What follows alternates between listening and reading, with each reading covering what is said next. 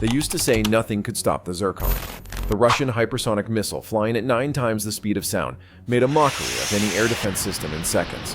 But no one could have imagined that on the morning of July 28, 2025, the capital city of Kyiv would be hit by a hypersonic tsunami of 20 of those terrifying missiles at once. Homes collapsed, radar systems went dark, and the city was blanketed in smoke, dust, blood, and tears as people desperately searched for family and loved ones in the rubble.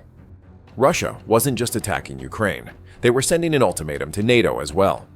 Less than 48 hours later, a counterstrike came from the Mediterranean. Tomahawks streaked through the darkness, followed closely by stealth UAVs, and Russia's Zircon launchers were wiped out in a moment of stunned surprise. Washington declared this was not war. But in Moscow, an alert for intermediate-range nuclear missiles had been issued. What new nightmare will these superpowers inflict upon each other? Welcome to the age of hypersonic warfare, where a single blink can change the world's balance of power. The Hypersonic Tsunami. On the night of July 28, 2025, Kyiv was plunged into an eerie silence. It felt as if something was about to change. People were all too familiar with the lone air raid sirens, but had never faced the phantom of a hypersonic attack.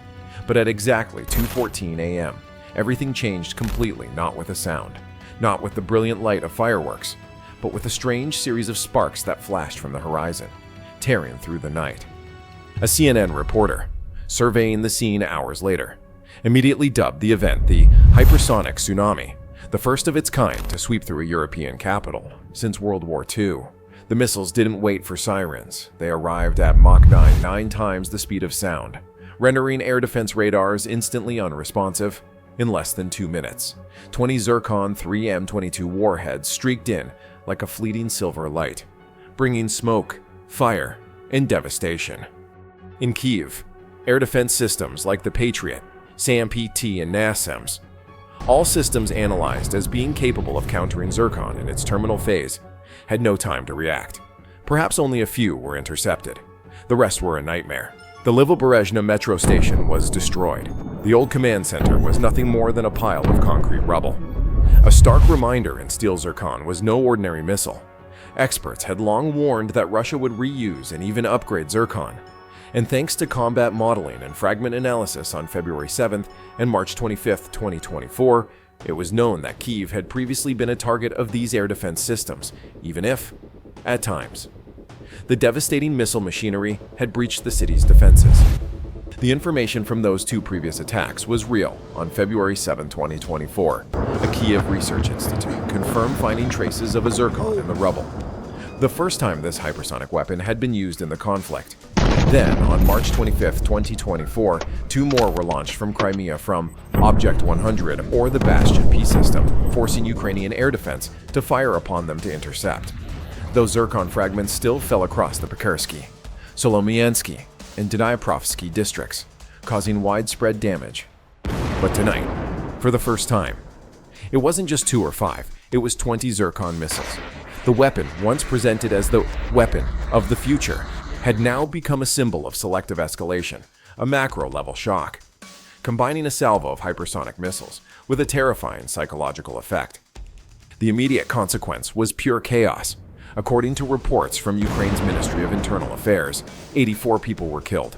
More than 260 were injured, including 14 firefighters buried while trying to put out a blaze in the Solomiansky district. A fuel depot in eastern Kyiv exploded for 3 hours, turning the surrounding residential area into a sea of fire. The city hall in Pechersky was leveled, its windows shaking like the hearts of people wavering in the dark night. At the scene, Zircon fragments were collected. Many details, marked as 3M22, proved that this hypersonic weapon had indeed been used just as it had been on February 7th, this time. However, Ukrainian technical experts discovered that some Zircon design parts did not match the old model. It appeared that Russia had refined the structure, optimizing its ability to penetrate air defenses, a secretly delivered preemptive strike. Initial data from US satellites showed the weapons were not launched from a single point. Some came from a submarine in the Black Sea, others from ground-based launchers near Sevastopol, and the rest likely originated from the Kaliningrad region. A full 3-front line, something hypersonic warfare had never witnessed before. on international television. Commentators noted this was not just a military action, it was a strategic statement, an ominous overture from the Kremlin to Europe and NATO. In Brussels, NATO Secretary General Jens Stoltenberg immediately convened an emergency meeting. As he entered the conference room, he declared coldly, "When an uninterceptable weapon has been used in a city at night, we are no longer in the gray zone of conventional warfare." When dawn broke, Kyiv was no longer the Kyiv of yesterday. Smoke-covered streets, wailing sirens, the sound of rescue helicopters circling in the mist all showed that this hypersonic tsunami was only the beginning. A wake-up call to the weakness of a defensive posture that would force the world to react. The Zircon hypersonic missile storm. After the salvo of Zircon hypersonic missiles rained down on Kyiv on the morning of July 28, 2025, the Ukrainian capital was not only consumed by smoke and fire, but also fell into a state of total psychological crisis. People scattered amid streets littered with bricks and rubble. The power system was disrupted, hospitals were overwhelmed, and communication networks were jammed for many hours. But even more painful was the sense of despair. No one had expected that state-of-the-art defense systems, once hailed as Europe's final shield, would be rendered helpless by an attack lasting less than 3 minutes. Radars couldn't keep up with the Mach 9 velocity. The Patriot PAC-3 Iris-T SLM and NASAMS systems, the pride of Ukraine's air defense with NATO's backing, were all overwhelmed by the Zircon's hypersonic speed. The warning signal was triggered less than 5 seconds before the first missile hit Livoberezhny station, and just seconds later, all of Kyiv shook from a chain of destructive impacts. The 20 hypersonic warheads did not carry nuclear bombs, but they were enough to create a desolate battlefield in the heart of Europe. The preliminary report released by Ukraine's Ministry of Internal Affairs that afternoon stunned the world. At least 84 people were killed, including 2 U.S. citizens working at an international newsroom in the Pekursky district. More than 260 others were injured, including firefighters, doctors, and war correspondents. The main targets were the old communication center, a fuel depot, a power substation, and tragically, a residential block near the Lobanovsky Stadium where children were practicing soccer when the missile struck less than 300 meters away. The sight of bodies being pulled from the rubble, the screams in the night, and the flashing lights of ambulances across the city marked another dark chapter in Ukraine's history. Beyond the physical damage, the greater loss was of trust. Over 2 years of conflict, Ukrainians had learned to survive Kaliber, Shahed, or S-300 rockets. But Zircon was a different world. It was too fast to identify, too silent to warn against, and too modern to defend against in a traditional way. There had been a belief that Kyiv is protected by a Western shield. But after that night, everything collapsed, just like the buildings that were hit. No sirens, no satellite warnings, no chance of survival. While military technicians were collecting charred metal fragments scattered throughout residential areas, outside Kyiv, observation posts and spy satellites from the US, UK, and France were already at work.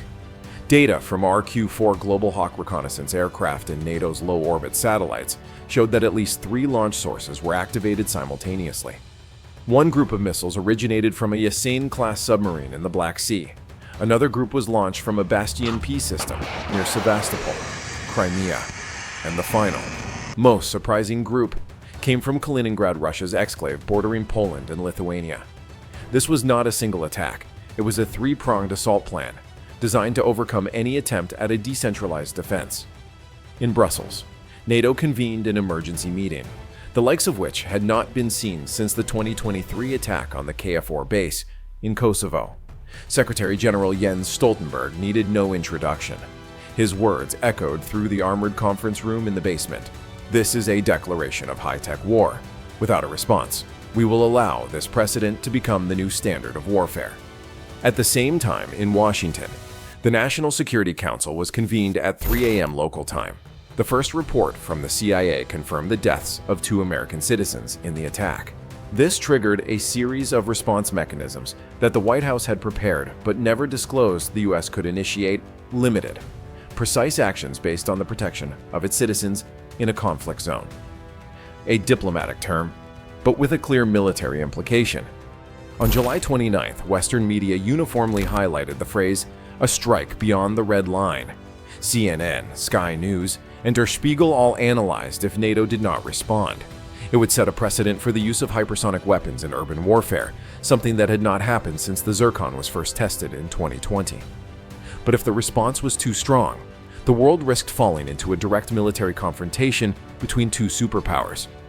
Beneath the political and military smoke, a quiet investigation was underway in Kyiv. Ukraine's Military Technical Institute, with support from France and Poland, began a technical analysis of the debris. The biggest surprise was in the warhead. Although the missile reached Mach 9, the actual explosive payload in each warhead was only about 40 to 50 kilos, too small to cause deep destruction to hardened targets, like bunkers or fortified defense facilities. Additionally, some fragments showed signs of deviation in the final phase, raising questions about the guidance accuracy of this supposedly invincible weapon. This information was quickly shared with NATO, not just for analysis, but also to prepare a response. Although a direct attack on Russian territory was still considered a non-priority option, a limited counterstrike plan to destroy launchers, to neutralize submarines was put on the table for discussion at the U.S. European Command, EUCOM. Weapon systems like the Tomahawk Block 5 cruise missile, MQ-25 drones, and stealth target designators began to be activated. At the end of July 29th, Kyiv had not yet slept. Fires continued to smolder in the basements of collapsed buildings. Aid convoys rolled on the northern ring road. People slept wrapped in blankets on the roadside, near bunkers, while air defense radar still swept every millimeter of the capital's sky. But no one knew that somewhere in the Mediterranean Sea, U.S. warships had received their first directives, not to deter, but to begin a counterattack. And that was not the final response. It was just the beginning. Another spark was about to be lit, this time from the west. NATO strikes back. War looms near. As night fell over Kyiv once more, this time not from fire and bombs, but from a thick, tense atmosphere, signals of a counter-offensive began to emerge from the west, just one day after the Hypersonic Tsunami. A special meeting at the Pentagon resulted in a decision: a limited, precise counterstrike within the, safe gray zone, not directly attacking Russian territory, but strong enough to choke off the chain of Zircon missile launches. At 2:40 a.m. on July 30, 2025, from the deep blue Mediterranean, Arleigh Burke-class destroyers and Block V Virginia-class submarines of the U.S. Navy began launching Tomahawk Block 5 cruise missiles at high-value strategic targets. This version of the Tomahawk had been fully modernized with a highly precise guidance system, the ability to update targets mid-flight, and a more powerful penetrating warhead. The operation focused on 4 mobile launchers deployed in Crimea, Kaliningrad, and the Black Sea, and a single missile command post on the outskirts of Rostov. The stealth MQ-25 Stingray drone was used for guidance, while loitering munitions like the Switchblade 600 and Phoenix Ghost performed reconnaissance, surveillance, and awaited precise attack orders on each moving launcher. The Tomahawk streaked through the night sky like fiery serpents, changing course to evade air defense radar and updating their targets until the final second, based on data collected by UAVs and reconnaissance. The JMU's system in the Block 5 warhead helped them penetrate even the most reinforced concrete launcher structures, a weapon of the future, now used in real combat to retaliate against the hypersonic tsunami. The next morning, Ukrainian and international media simultaneously reported 5 of the 6 main targets had been completely destroyed, including the mobile launch rails and the command center. Sources from NATO added that the attack did not cause significant civilian casualties, a subtly diplomatic, yet no less decisive, success. In Washington, the U.S. president gave a stern speech. This is not an action for full-scale escalation, but a strategic response. We do not want war, but we are also not afraid to protect our allies and the lives of our citizens. At the same time, in Brussels, the NATO Secretary General declared, "Today's action sends a clear message: no weapon, no matter how sophisticated, is above our commitment to protect the alliance's collective security." But the counterstrike was not the final step. U.S. spy satellites detected a new missile launch force at the Olenya base in Murmansk, Russia's Arctic region, possibly an improved Zircon or another version like the Oreshnik that Russia was mass-producing and commissioning. This reappearance could not be ignored. It forced NATO to continue considering options for expanding its defensive strategy. The US quickly deployed more Virginia Block 5 submarines, each capable of carrying up to 40 Tomahawks, into ready positions in the Mediterranean. NATO AWACS and RQ-4 aircraft increased patrols, and Ukraine's air defense forces were reinforced with more NASAMS from Norway, a system that has destroyed over 100 weapon targets since the summer of 2022. Similarly, in Berlin and Warsaw, NATO approved plans to deploy more SM-6 Tomahawk missiles and the first hypersonic weapons on European soil starting in 2026 to enhance deep precision strike capabilities and strengthen strategic deterrence against Russia. In Moscow, the Kremlin's response was swift and unyielding. A Kremlin spokesperson stated, "The United States has breached the red line. Russian force will respond with proportional measures." Immediately after, Moscow announced it was ending all limitations on intermediate-range missiles, implying the potential deployment of intermediate-range nuclear weapons in Belarus and near NATO borders, sending a strong warning if NATO continues to push back. War seems almost unavoidable. This content is a fictional and hypothetical scenario and is not based on real events. It is presented for analytical and strategic purposes only and is not intended to incite violence, promote political bias, or instigate military action or war. Any misinterpretation will not be accepted. We are not responsible for any understanding or application of the content. Viewers should use their own judgment, verify information, and consume content selectively. Thank you so much for staying with us until the end. If you are passionate about military affairs, enjoy analysis, and love to form hypotheses, please stay tuned to our channel. If you found this video interesting, hit like and subscribe so you don't miss any of our daily updates. Now, you can watch some of our latest and most popular videos currently on screen. Goodbye, and see you in the next video.